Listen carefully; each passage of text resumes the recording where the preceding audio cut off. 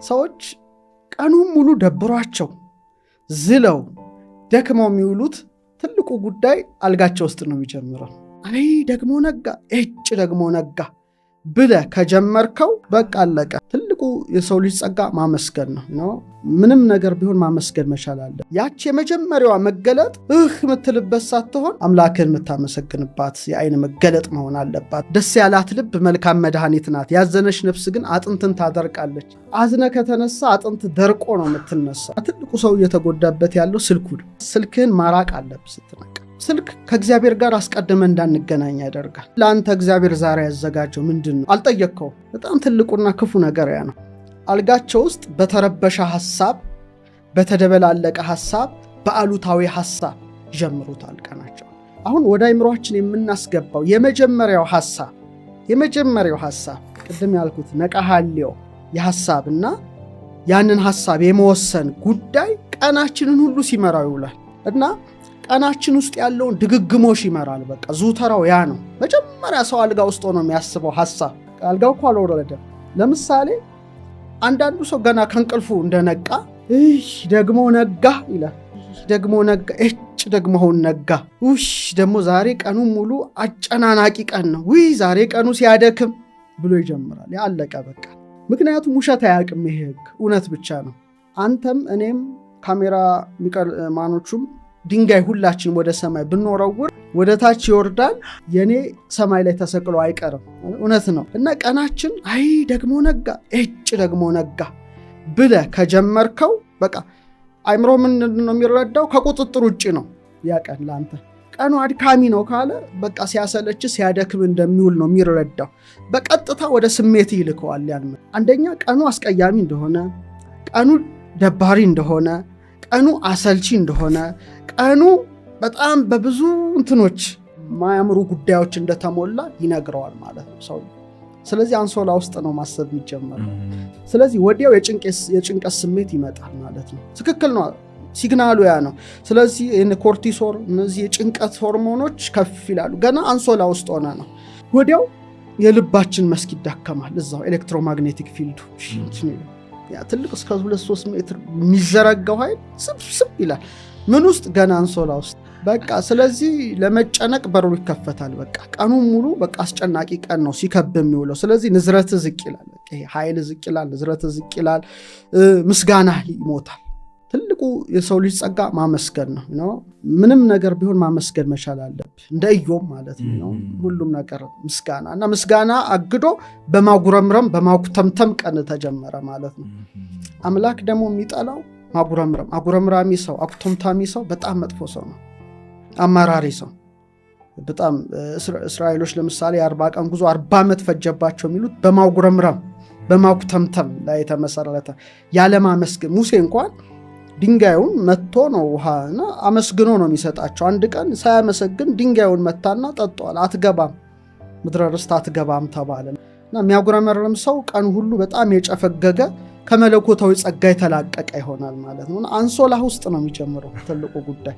ስለዚህ ይህን መርሃ ግብር የሚመለከቱ ሰዎች አንሶላቸውስ ምን ማሰብ እንዳለ ቀናቸውን ለማሳመር በቅዱስ ሐሳቦች መጀመር ገና አንሶላ ውስጥ እያለ ይሄ እኔም ማደርገው ነው። አብዛኛውን ጊዜ ማደርገው ነው። አንደኛ ጠዋት ከእንቅልፍ ስነሳ 2 ሐሳቦች አሉኝ። አንድ ገና ብልጭ የሚል ሐሳብ፣ ሁለተኛ ደግሞ ቁርጥ ሐልዮ የሚባለው የምትወስነው ሐሳብ እና በቃ ልክ አይንህን ገለጥክ አይደል? አንሶላ ገለጥክ። ስትገልጥ አይናቸው እንደተጨፈነ የሞቱ ሰዎች በዛን ቀን ሚሊየንስ ይኖራሉ እና አይንህን ገልጠሃል። ስለዚህ የመጀመሪያውን ትንፋሽ ተንፍሰሃል። ስለዚህ ስለ ትንፋስ ማመስገን አለብህ። ገና የመጀመሪያው ስለ አይን መገለጥ እዛ አንሶላ ውስጥ ሆነ ስትጀምረው ማለት ነው። ቀን ጨፍነህ ልታደርገው ትችላለህ፣ ላትገልጠው ትችላለህ፣ ግን ገለጥክ። በቃ ያቺ የመጀመሪያዋ መገለጥ የምትልበት ሳትሆን አምላክን የምታመሰግንባት የአይን መገለጥ መሆን አለባት። እና ይህ ቀን አዲስ ስጦታ ነው ለአንተ የተሰጠ አዲስ ስጦታ ነው።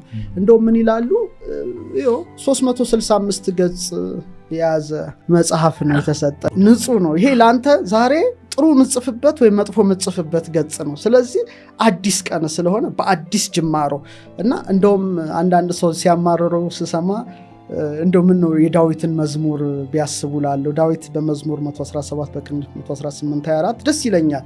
ምን ይላል?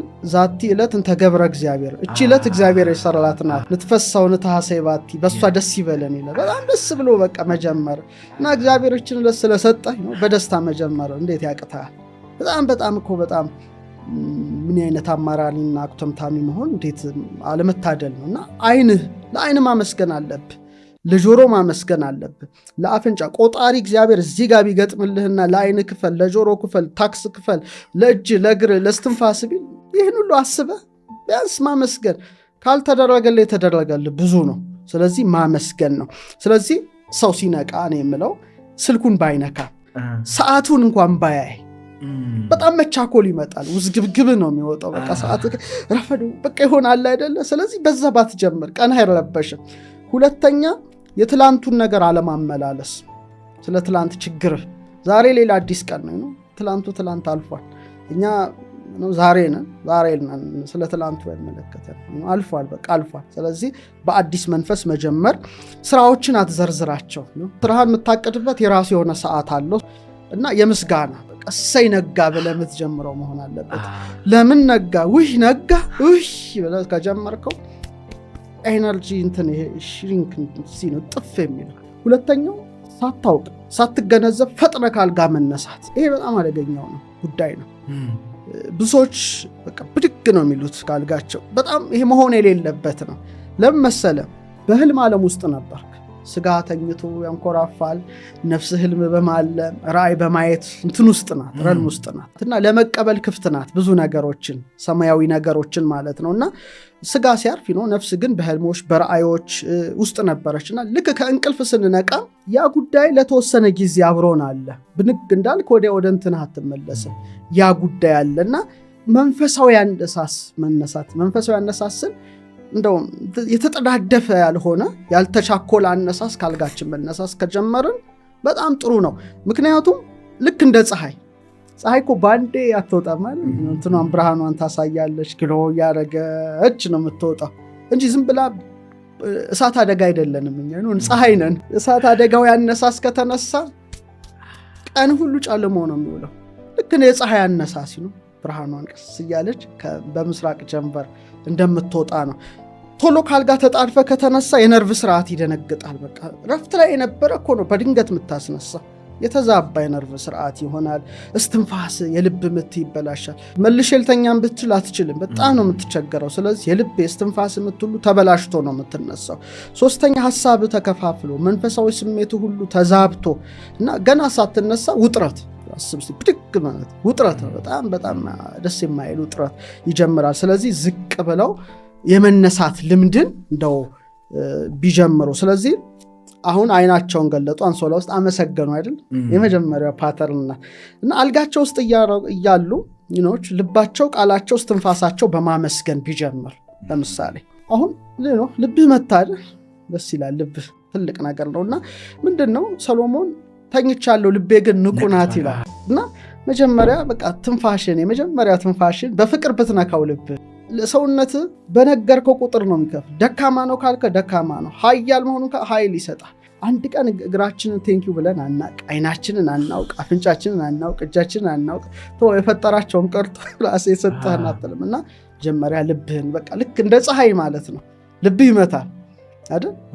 በነፍስ ልብ ሰጥተዋል። ደስ ይልልህ ይገባል የመጀመሪያው። ከዛ በኋላ እስትንፋስ፣ የህይወት እስትንፋስ ገብቷልና ስትል የመጀመሪያው እስትንፋስ ለአዲሷ ገጽ ህይወት ተጀመረ ማለት ነው። እስትንፋስን ትወስዳልና እዛ ሆነ ጌታ ሆይ ስላነቃኸኝ አመሰግንሃለሁ። ዳዊት የሚለው ነገር አለ። አንሰ ሰከብኩ ሆኖምኩ፣ እኔ ተኛው አንቀላፋው፣ ወተንሳይኩ ተኛው ማለት እስመ እግዚአብሔር አንቃህን፣ እግዚአብሔር አንቅቶኛልና ነቃው ነው። እሱ በያነቃ እዛው ሞተ ትቀራለህ፣ ልብህም አይመታም። የስንት ሰው ልቡ እዛው እንደታተመ ቃል እስትንፋስ ልቤ መጥቷል አለው፣ ቃል አለኝ አለው፣ እስትንፋስ አለኝ፣ ሕያው ነኝ። ስለዚህ ለልቤ ለቃሌ ለእስትንፋሴ ጀመሪያ የሰጣቸውን አምላክ። እኔ ትንሽ አልጋይ ላይ ሳልነሳ እንደውም በጣም መወዳቸው ክፍሎች እሷ ናት። ከነቃው በኋላ ሁሌ አልጋይ ውስጥ መጀመሪያ ማስባት ምንድነው ግሩምና ድንቅ አድርገህ ፈጥረኸኛልና አመሰግንሃለሁ። እዛ ውስጥ ትንሽ እንደነቃው ምን አስባለሁ? አልፋ እግዚአብሔር እንዴት ጣቶቼን በጣም ደስታለሁ። ኮዶቹ ይገቡኛል። ጣት 10 ለምን ሆነ፣ መዳፍ ምንድነው፣ 22 የራስ አጥንት፣ 33 ቨርተብሬ፣ እዚህ ውስጥ የሚፈሰው ፈሳሽ፣ እግሬ፣ እጄ፣ በቃ ዲኤንኤ 6 ቢሊዮን ፊደሎች ምናምን ሁሉ ይታኛል ግሎ እያደረጉና ትንሽ ደቂቃ እሷን አስቤ ስነሳ እንዴት ደስ እንደሚለኝ በቃ አምላክ እንዴት አድርጎ እንደሰራ እና ሳትተኛ ደግሞ የሞት እንቅልፍ ሳይወስድ መንቃት በዛኑ ልክና ያ የመጀመሪያው ናትና ትንሽ ፈገግ ማለት። እንደውም ሰሎሞን ምሳሌ 17:22 ብዙ የሰሎሞን አባባሎች እጅግ ወዳቸዋለሁ። ምን ይላል? ደስ ያላት ልብ መልካም መድኃኒት ናት፣ ያዘነች ነፍስ ግን አጥንትን ታደርቃለች። አዝነ ከተነሳ አጥንት ደርቆ ነው የምትነሳው። ስለዚህ ለዛሬው ቀን ትንሽ ፈገግ ብለህ ነው ደስ አይልም? ብቻህን ነህ እኮ አምላክን ማመስገን ነው። ይሰማዋል፣ ያንተ ደስታ ውስጦች ይሰማቸዋልና። ሶስተኛ ከአልጋችን ወረድን። አሁን እንግዲህ ይሄ ሁሉ አልጋ ውስጥ ያለ ጉዳይ ነው። ከአልጋ ስትወርድ ጨለማ ባይሆን የተዘጋ ጭልም ያለ ዳርክ ከሆነ በቃ እዛው ቆይላል። አንሶላ ውስጥ አትውጣ። አንዳንዱ እኮ እንዳለ ወዲያው ገብቶ ይቆያል። በቃ እዛው ምንም ብርሃን ፍሰት የለም። ስለዚህ የማይንቀሳቀስ ጉልበት ነው።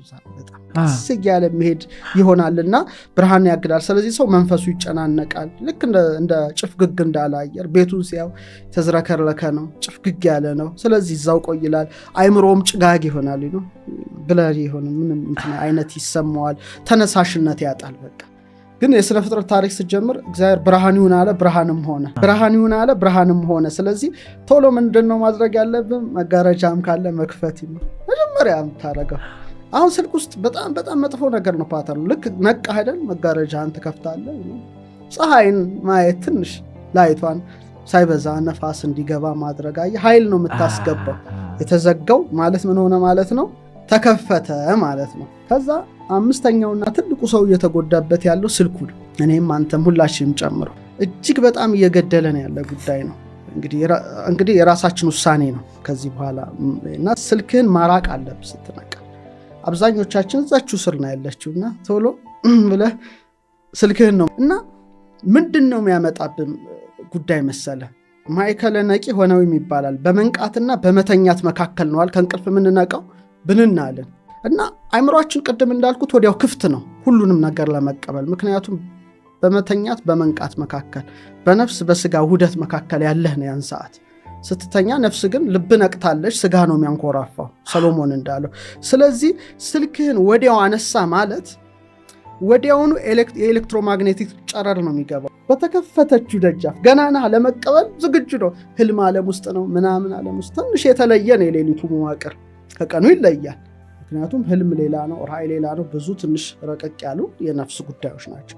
ስለዚህ ወዲያው ስታነሳ ይህን ስልክን ኤሌክትሮማግኔቲክ ጨረር ገባ ማለት ነው። ደግሞ ስከፍተው ወዲያው የተላከል ኖቲፊኬሽን ሲንጫጫ በጣም ነው የሚረብሸው። አሁን ምን አትወድም ብባል ስልክ ሰው ራሱ ባይደውልልኝ እመርጣለሁ። በጣም ነው የምጠላው። ሲደወልም ሳይም እንደው ይረብሻል። ኖቲፊኬሽኑ ሜሴጁ ምናምኑ በቃ የተረባበሸ ሁኔታ ውስጥ ነው። ገና እኮ ነቅታ አዲስ ገጽ ነው የተሰጠ ከእግዚአብሔር የተሰጠ አዲስ ገጽ ነው። በማህበራዊ ሚዲያ የሚመጣው ያልተጣራ ዜና በቃ ይረብሻል። ምን አገባህ አንተ በሰው ህይወት የምትኖረው? የራስን ሳትኖር በሰው ህይወት ትጀምራለህ። ታሪክ አገባ በሰው ህይወት ጀመርክ፣ ህይወትን አከተመ። ያንተ ህይወት አይደለም። ቀኑ ሙሉ ስለዛ ሰው ስልታስብ ነው የምትኖረው። የሞትክ ማለት ነው እዛ ላይ በቃ አንተ ቀን አይደለም። ያ ገጽ የሌላ ሰው ገጽ ነው። በአንተ ደብተር ላይ ሌላ ሰው ነው የተጻፈ። እዚህ ይሄ በጣም ወሳኝ ነው። ሁለተኛ ሞባይል የአእምሮ ሂደት ያዛባል። እንዴት መሰለ? በመንቃት ውስጥ የቴታና የአልፋ ሞገድ ነው ራእይ ተመስጦ። ምክንያቱም የአልፋ ዌቭ የቴታ እንደምናየው ሞር ከራእይ ጋር የተያያዘ ነው።